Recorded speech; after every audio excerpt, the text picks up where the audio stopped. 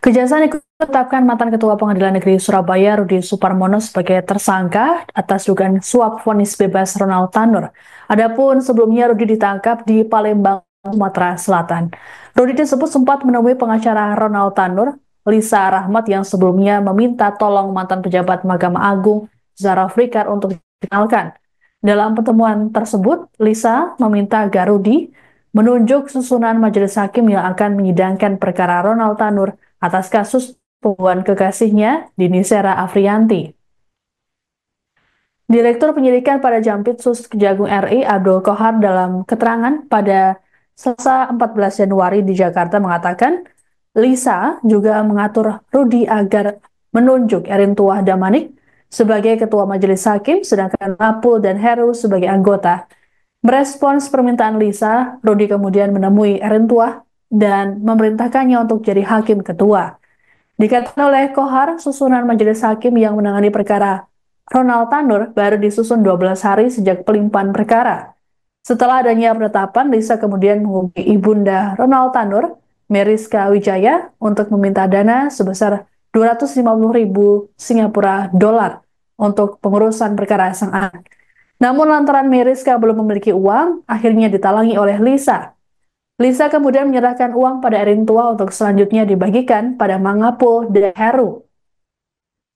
Kala itu pembagian dilakukan saat Rudi sudah pindah tugas jadi Ketua Pengadilan Negeri Jakarta Pusat.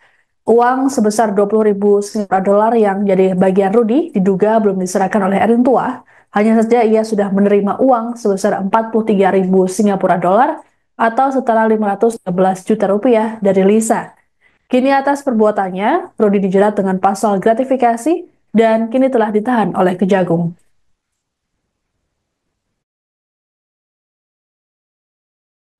Kemudian setelah bertemu dengan RS,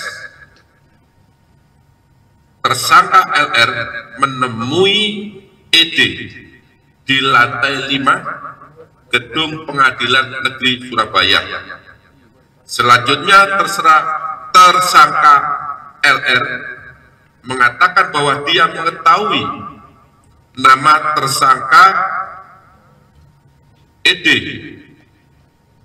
kemudian HH dan M, karena tersangka LR sudah pernah bertemu dengan tersangka H dan tersangka M untuk membicarakan terkait dengan penetapan majelis hakim yang akan menangani perkara Ronald Tanur.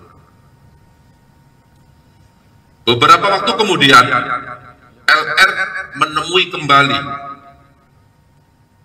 RS dan meminta agar tersangka ED untuk ditetapkan sebagai Ketua Majelis Hakim dalam perkara Ronald Tanur dan tersangka HH serta tersangka M sebagai anggota Majelis Hakim.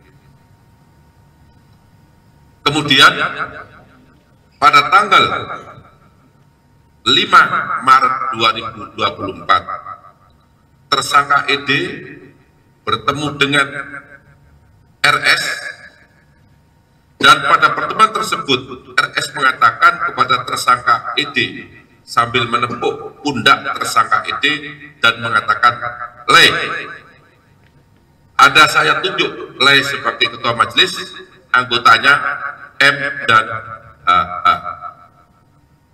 atas permintaan LR."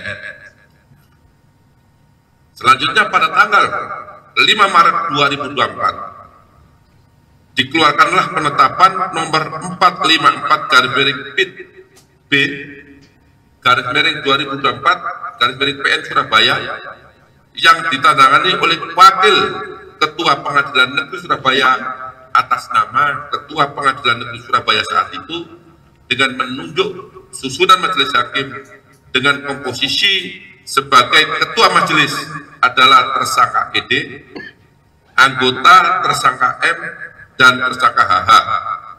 Padahal pelimpahan perkara tersebut telah dilakukan sejak tanggal 22 Februari 2024. Download Tribun X sekarang, menghadirkan lokal menjadi Indonesia.